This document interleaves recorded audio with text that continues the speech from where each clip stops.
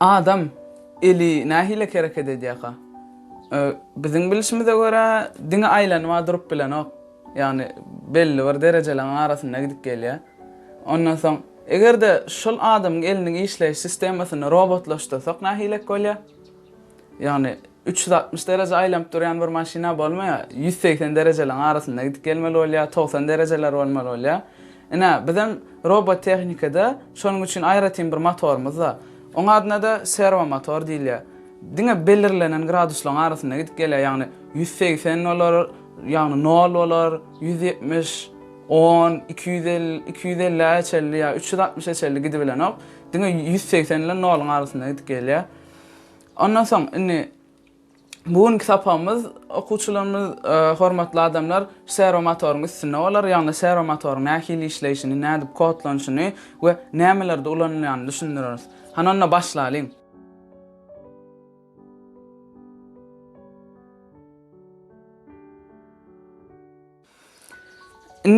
Servo motor diýilende nireler dolanýa, ýa aýtmyzy ýaly adamyň eline, yasalanna zat edilenine ulanýa, ýagny o näme diýmek bolýar? Artificial intelligence yasalanna, ýagny bir robot yasalanna, hökmen şuňa ser ulanmaly bolýar.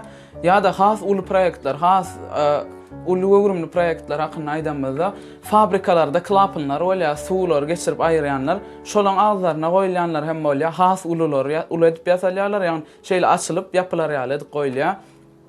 Sonra servo motorumuzun bizzat görnüşleri hakkında aýdalyň. Bizde nähile görnüşler var. Servo motorumuzun şuňal kiçik gök görnüşleri var. Tower Pro diýip, mikro servo diýilýär bulary. Bular kiçik görümli zatlar, yani 1 kiloýalyk zatlar götürmek üçin niýetlenen, kän agyr zatlarym götürilen oksaýar agyram düşüp başlaýar. Sonra has ulurak görnüşlerimiz, makro servolarymız, yani bulara ýa 2 kilo, 3 kiloýalyk agramlar arkan götürilýär we has ulurak proýektlarda zat goşak bolsaňyz şoň üçin ulanýar. Ondan soň serwomyzyň size çatylşyny görkezsek,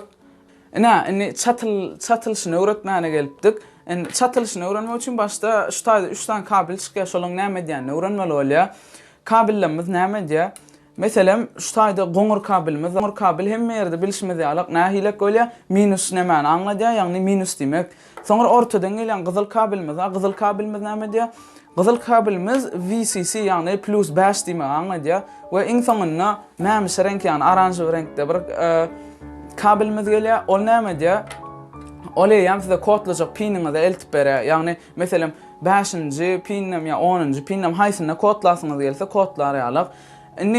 Muni servo motorumuz Arduino dakmaň bir näçe görnüşi bar. Gön ýagdaýda dakylýas, ýani näýlek bolýar?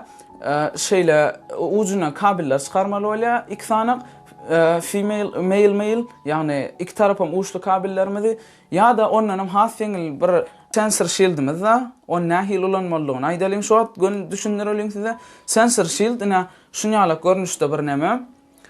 Shield ýagny muň bilen sensorlar has arkaýny has ýeňil kontrol edip bolýar, hem de Arduino bilen baglanşam ören ýeňil bolýar. Göni şeýle özüniň girýän ýerleri bar, ýagny üstüne pinleň üstüne girýär. Sensor shieldimiz nähil satylýar? Arduino bilen gön girýän ýerleri bar, ýagny öz görnüp otyr sensor shieldimizi göni Arduino'myzyň üstüne satýas we girýär. Sensor shieldimiz düşünür nämeler edip bolýar? Şu taýda bir topar pinlerimiz çykyp durýar. Bärde G, V we S harflary durýar. O näme diýmek bolýar? GND, VCC we de pinlerimiz bolýar. Sagdan çepegden de GND ýagny minus, ortadaky VCC ýagny plus, gapdalaklarymyzdan, çep gapdalaklarymyzdan nämelerimiz, pinlerimiz bolýar. Şoňa değişli bir näçe sanyk pinimiz, GND'miz, gapdalan bäzi girişlerimiz, çykyşlarymyz, soň muň içinden hatda girilýän, çykylýanlarymyz, ona hilek bolýar analog pinlerimiz üçin. Yani sensorlarımız üçün öyle bär hasta olsun aýtsak. O sensor shieldimiz şoňaly işleýär. Çatylşyny görkezeliň. Ýa aýtmyzy ýaly GND, VCC we pinimiz zady. Şu tagam edil şu sistemasy bilen çatýas. GND we 10-njy pine çatýas. Şu taýda 10-njy pinimiz. Çatylşyny görkezdik. Şuňa çatylýany goňurymyz ýa aýtmyzy ýaly GND'miz. Gyzylymyz ýa aýtmyzy ýaly plus 5 voltymyz, ýagny VCC'miz ortadan gelýänmiz we pinimiz mämiş renkde, aranjy renkde. onymyzam in gapdalak, çep gapdalak kymyda gidýär. Ina çatılşymyza şonýalyk düşünükli bolandyr diýip umyt edýäs. Ini nähil işleýişini görkezeliň we kodlamamyza geçeliň. Ýöne ondan ýene aýtmaly adymyza nähil işleýişine ýaňam bellek geçişmi diýildiň. 180 gradus bilen 0 gradusyň arasynda gidip gelýär. Ýani 360 gradusa ýetip bilenok. Ýöne şu 180 gradusa gitdiğine garamazdan ören köp işler ýerine ýetirbilýär. Munyň bilen hawa aýtsaklamy şulardy. Inni bolsa kodlama bölümine geçeliň. Inni kodlama bölümine geçmezden ilk bilen size ýene bir düşündirmeli adymyza. O näme? Ina servo motorlarymyzy alan wagtymyzda içinden şular ýaly paketlerimiz çykýan ucuna da karýaly atlarymyz. Bular näme üçin ulanýar?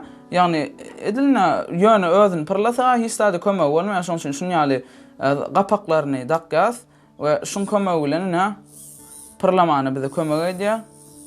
We kan şu servo motorymyzy şunu ýaly oýnamalýar sebäbi öz içindäki çarklary ıncık olan üçün çalt dögülü bilýär.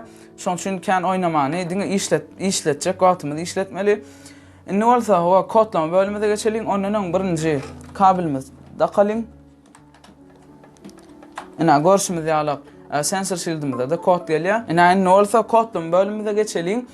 Kodlama bölüminde biz size has uly bir ýeňillik görkezeliň. Ýagny fail bölümimizde şu taýda examples diýip bir bölümçämiz we şu taýda hemme ulanyp boljak zatlaryň examplelary ýani meselemleri we nähil ulanyp boljak. Ina şu taýmyzda biziň servo motorymyzyň hem example bolmaly. Aşağı gitsek. Ina servo motorymyza nupa we sweepa birisi aýlap izine getirýär, birisi çalt-çaltdan aýlýar. Biz size birincine sweep görkezeliň. Ina şeýle açsaňyz kodu taýardyr özi. We hemişe geçişimiz ýaly portumyz baglaýas. Ina kodumyzy ýükledik. Görüşüňiz ýaly işläp dur. Serwamyz çalt-çaltdan işleýär. We ina işle sistemamyz indi size noldan ýazyp düşündirip görkezjek bolýar. Şoň üçin birinji kabelimizi aýyrýas. We öz kodumuzy noldan ýazyp başlaýas. Birinji void setup bölümimizden haf ýokarda açamyzda bärde şeýle include diýmeli bolýar. Sebäbi içine biz serwamyzyň hem librarysyny ýerdimeli. Include servo nokot html serwamyzyň librarysyny ýerdäs. Soňra ýene-de void setupymyzdan ýokarda serwamyzyň adyny ýerýäs. Serwamyz meselem edu diýip serwa ýereliň. Soňra positionymyzy ýermeli bolýar. Ýani position näme bolýar? Derejesi näçinji gradusda duranyny ýermeli bolýar. Oň üçin position deňdir 0. Adır öňüne intimiz moýas girmek üçin C+ dakýaly.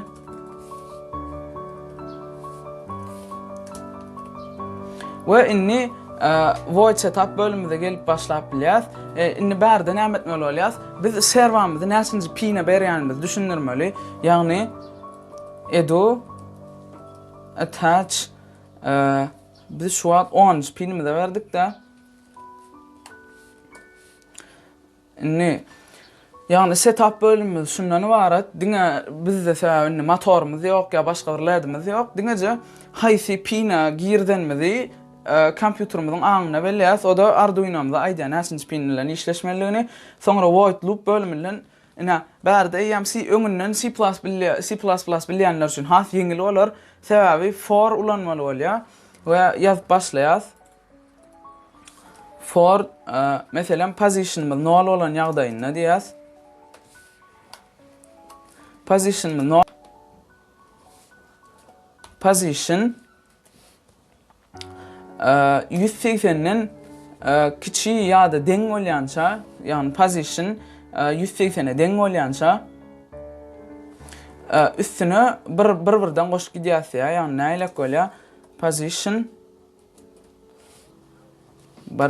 Buny näme diýmek bolýar? 180 derejemizde barýança bir-birden goşup gidýär, ýagny serwo şeýle 0-dan aşanysy 1 2 3 4 5 6 7 8 9 10 şeý diýip 180'e çelli gidýär.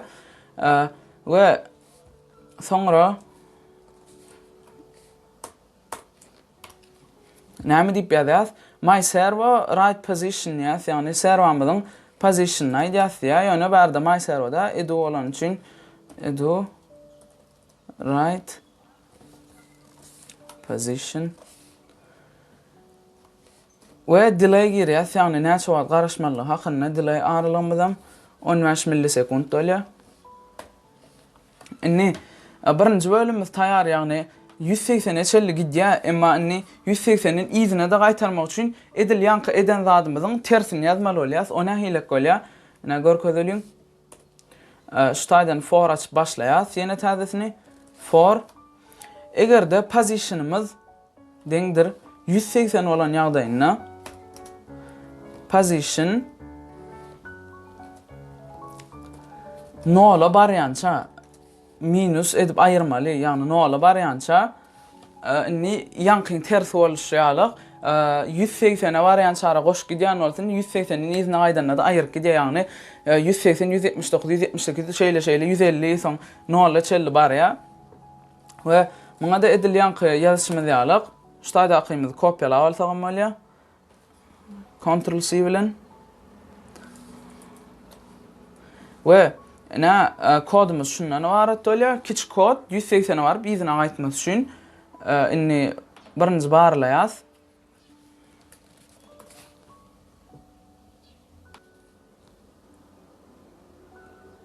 Ina görüşmedi ýaly hiç hili problema döremedi. We inni bolsa Arduino'myz çatalyň. Inni Arduino'myzy 13 pinmide dakýas.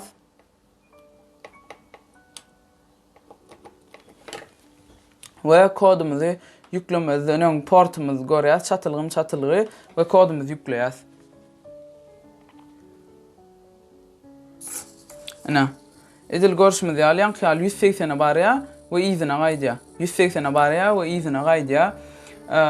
Ana serwamyzyň işleýiş sistemasy şundan ibaret bolýar. Bugünkü sapamyzyň hem esas düşünürjegim şu serwo motorumyzdy. Ina kiçik serwamyza görüşiňiz ýaly işledi. Inni näme delin? Inni bolsa uly serwamyzyň üstüne barlak görelin. 13 pinmidi. Ina has uly serwamyza bu ýan aýtmyzy ýaly has uly taslamalar üçin niýetlenenni. Munam ýene de 13 pinmide çatýas.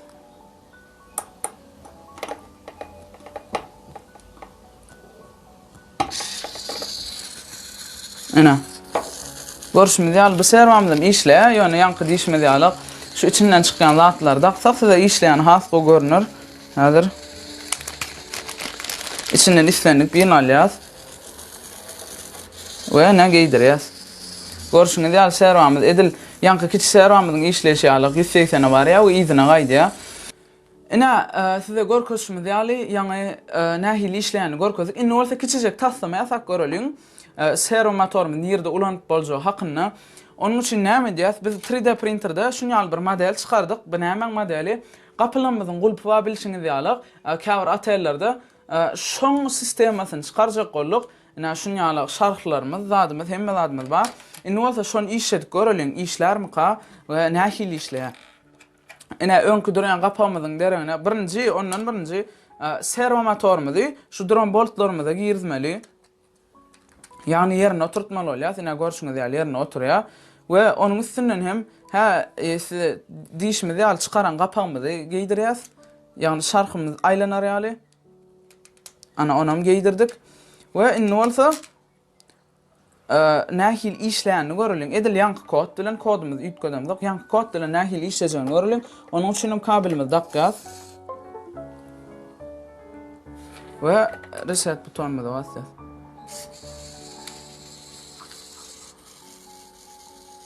Ana görüşimiz ýaly gowy işläp dur.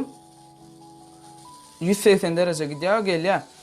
Ina size şuňky düşündirjeklerimiz şulardy. Serwo motorumyzyň nähili işleýänini düşünürdik we kiçik bir proýekt ýasak görkezdik. Ýani industriýede serwo motorumyň nähili bolup boljagyny düşünürdik.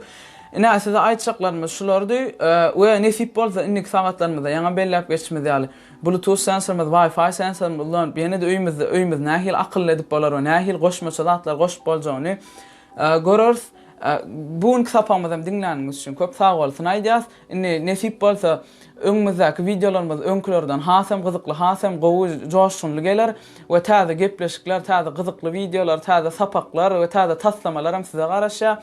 Ýene nesip bolsa education tamamyzy şahalara bölüp has ütgoşuk täze sapaklar çykarjak bolýar. Yani edu fizika, edu astronomiya, edu filosofiya, edu biologiya we saglyga degişli täze ütgoşuk videolar size garaşa. Şoň üçin biziň kanalymyza agza bolman ýatdan çykarmaň. Instagram, Facebook we YouTube'da geljek täzeliklere garaşa oturuň. Hoşuň sag bolun. Bugünkü videomyz görüňiz üçin ul sag bolsun aýdýas. Tesirler ýazman ýatdan çykarmaň. Eger halan bolsaňyz like butonuna basmaň, halamaty bolsaňyz dislike basmaň ýatdan çykarmaň. Hoş sag bolun aýdýas.